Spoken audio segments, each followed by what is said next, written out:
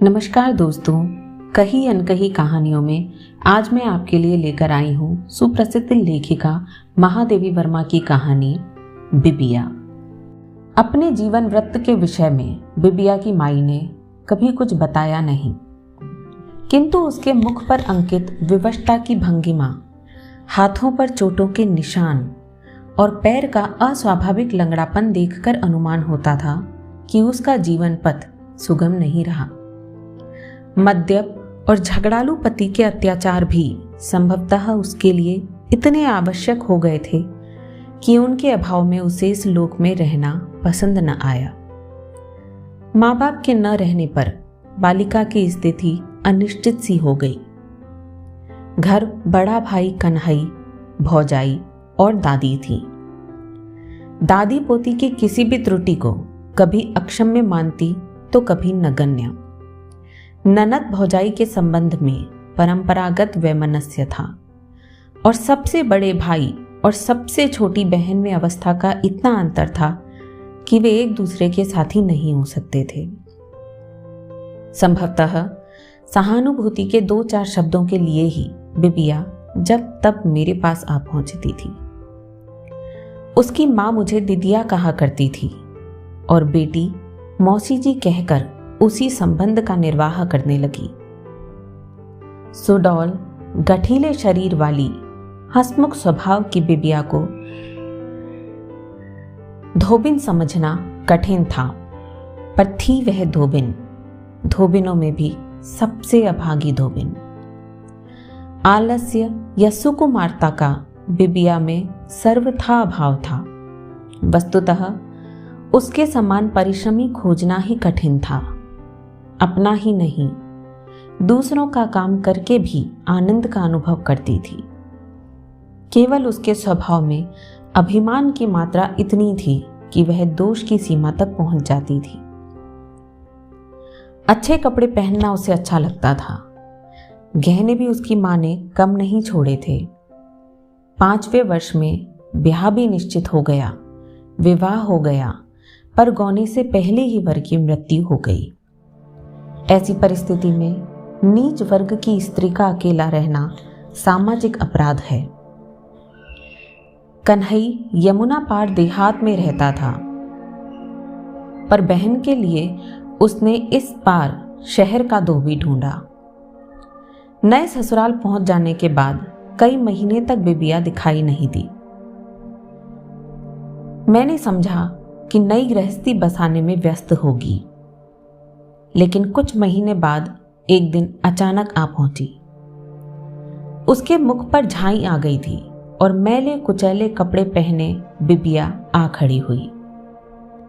शरीर दुर्बल जान पड़ता था, पर न ही आंखों में विषाद के आंसू थे, न होठों पर सुख की हंसी, न अपराध की स्वीकृति थी और न निरपराधी की न्याय। एक निर्विकार उपेक्षा ही उसके अंग अंग से प्रकट हो रही थी। याचना में उसने जो कुछ कहा उसका आशय था कि वह मेरे कपड़े धोएगी और भाई के ओसरे में अलग रोटी बना लिया करेगी। धीरे धीरे पता चला कि उसके घरवाले ने उसे घर से निकाल दिया है। रमई के घर जाकर बिबिया ने गृहस्थी की व्यवस्था के लिए कुछ कम प्रयत्न नहीं किए थे, पर वह था पक्का जुआरी और शराबी। वो पहले ही दिन बहुत रात गए नशे में धुत घर लौटा, लेकिन वह विशेष यत्न से दाल तरकारी बना रोटी सेकने के लिए आटा साने उसकी प्रतीक्षा कर रही थी। रमई लड़खड़ाता हुआ घर घुसा और उसे देख ऐसी घृणास्पद बातें बकने लगा कि वह धीरज खो बैठी। बिबिया ने चिमटा उठाकर उस पर फेंक दिया। बचने के प्रयास में वह लटपटाकर औंधे मुंह गिरा और पत्नी ने भीतर की अंधेरी कोठरी में घुसकर द्वार बंद कर लिया। सवेरे वह जब बाहर निकली तब उसका घरवाला बाहर जा चुका था। यह क्रम प्रतिदिन चलने लगा। शराब के अतिरिक्त उसे जुए का भी शौक था, जो कि शराब की लत से भी बुरा है। शराबी होश में आने पर मनुष्य बन जाता है, पर जुआरी कभी होश में आता ही नहीं, अतः उसके संबंध में मनुष्य बनने का प्रश्न उठता ही नहीं। एक बार रमई के जुए के साथी मियाँ करीम ने आंखें तरेर कर कहा, अरे दोस्त, तुम तो अच्छी छोकरी हथिया लाए हो, उसी को दांव पर क्यों नहीं रखते? किस्मतवर होंगे तो तुम्हारे सामने रुपए पैसे का ढेर लग जाएगा, ढेर। रमई बिबिया को रखने के लिए प्रस्तुत भी हो गया। बिबिया तक ये समाचार पहुंचते देर न लगी। बस फिर क्या था, भीतर से तरकारी काटने का बड़ा चाकू निकाल कर और भौहें टेढ़ी कर कर उसने उन सबको बता दिया कि रमई के ऐसी हरकत करने पर वह उनके पेट में यही चाकू भोंक देगी। रमई सचमुच इतना डर गया कि पत्नी की छाया से बचने लगा। इसी प्रकार कुछ दिन बीते, पर अंत में रमई ने साफ साफ कह दिया कि वह बिबिया को घर में नहीं रखेगा। पंच परमेश्वर भी उसी के समान धर्मी थे, वो भी पक्ष में हो गए। आखिर घर में ऐसी विकट स्त्री होती जिसके सामने वे न शराब पीकर जा सकते न जुआ खेलकर, तो उन्हें भी यही करना पड़ता। निरुपाय बिबिया घर लौट आई और सदा के समान रहने लगी। कन्हई ने एक बार फिर उसका घर बसा देने का प्रयत्न किया। इस बार उसने निकटवर्ती गांव में रहने वाले एक विधुर, अधेड़ और 5 बच्चों के बाप को बहनोई पद के लिए चुना।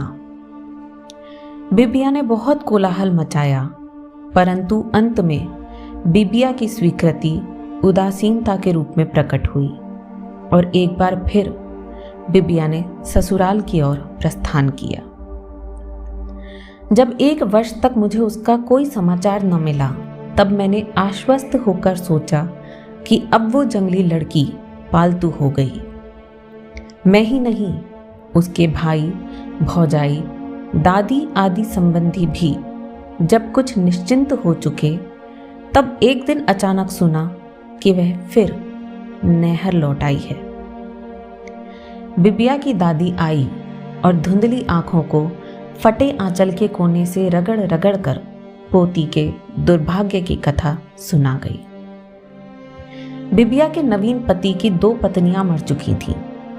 पहली अपनी स्मृति रूप में एक पुत्र छोड़ गई थी, जो नई विमाता के बराबर या उससे 4-6 मास बड़ा ही होगा।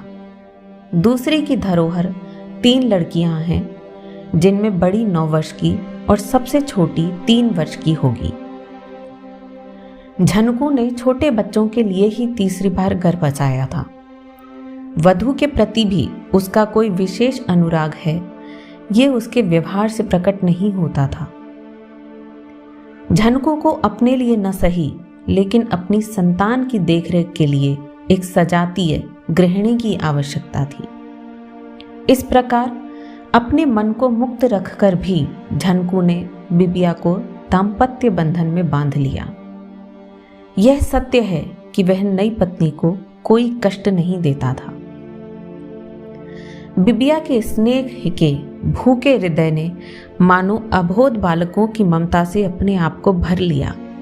नहलाना, चोटी करना, खिलाना, सुलाना, बच्चों के समस्त कार्य वे इतने स्नेह और यत्न से करती थी कि अपरिचित व्यक्ति उसे माता नहीं, परम ममतामयी माता समझ लेता था।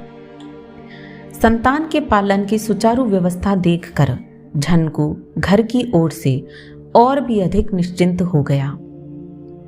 यह क्रम भी बुरा नहीं था यदि उसका बड़ा लड़का नंसार से लौट न आता।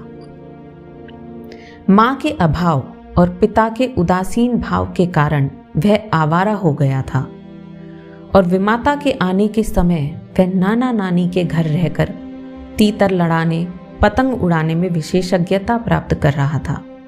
पिता ने उसे नहीं बुलाया, पर विमाता की उपस्थिति ने उसे लौटने के लिए आकुल कर दिया। झनकू ने उसे स्पष्ट शब्दों में बता दिया कि भले मानस के समान न रहने पर वह उसे तुरंत निकाल बाहर करेगा। चरित्रहीन व्यक्ति दूसरों पर जितना संदेह करता है, उतना सच्चरित नहीं। झनकू भी इसका अपवाद नहीं था। अब तक जिस पत्नी के लिए उसने रत्ती भर चिंता कष्ट नहीं उठाया, उसी पत्नी की पहरेदारी का पहाड़ सा भार वह सुख से ढोने लगा। परंतु पिता की सतर्कता की अवज्ञा करके पुत्र विमाता के आसपास ही मंडराता रहता। एक दिन रोटी खाते समय उसकी सरसता इस सीमा तक पहुंच गई कि विमाता ने जलती चूल्हे से लकड़ी खींचकर उसे डांट दिया। विमाता के इस अभूतपूर्व व्यवहार से पुत्र लज्जित न होकर क्रुद्ध हो उठा और अब कृत्रिम घनिष्ठ भाव व्यक्त करने लगा। पत्नी के अनाचार, अपनी कायरता और पुत्र की हरकतों का ढिंढोरा पिटते हुए देखकर धनकू का धैर्य सीमा तक पहुंच गया। पुत्र ने सारा दोष विमाता पर डालकर अपनी विवशता का रोना रोया और इस प्रकार भीकन का प्रतिशोध अनुष्ठान पूरा हुआ। झनकू यदि चाहता तो वह पत्नी से उत्तर मांग सकता था, परंतु उसने इस शिष्टाचार की आवश्यकता ही नहीं समझी। उस रात प्रथम बार बिबिया पीटी गई, पर अपराधिनी ने न दोष स्वीकार किया, न क्षमा मांगी और न रोई चिल्लाई। पत्नी के इस मौन को भी झनकू ने अपराधों की सूची में रख लिया। वह अंधकार में अदृश्य की रेखा जैसी पगडंडी पर गिरती पड़ती रोती कराहती अपने नहर की ओर चल पड़ी। बिबिया पर लांछन लगाने वाले भीकन के आचरण के संबंध में किसी को भ्रम न था, पर बिबिया के आचरण में त्रुटि खोजने के लिए उसकी स्वीकारोक्ति को सत्य मानना अनिवार्य हो उठा। बिबिया की दादी मर चुकी थी, पर भाई चिर दुखिनी बहन को घर से निकाल देने का साहस न कर सका और इसी से बिरादरी में इसका हुक्का पानी तक बंद हो गया। इसी बीच ज्वर के कारण मुझे पहाड़ जाना पड़ा। जब कुछ स्वस्थ होकर लौटी तब बिबिया की खोज की।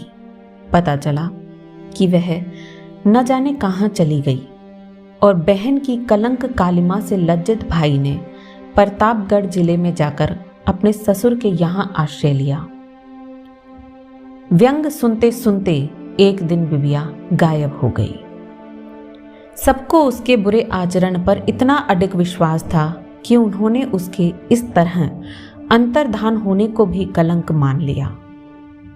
संसार ने बिबिया के अंतर्धान होने का जो कारण खोज लिया वह संसार के ही अनुरूप है, पर मैं उनके निष्कर्ष को निष्कर्ष मानने को बाध्य नहीं। आज भी जब मेरी नाव समुद्र का अभिनय करने में बेसुध वर्षा की हर हराती यमुना को पार करने का साहस करती है, तब मुझे वह रजक बालिका याद आए बिना नहीं रहती।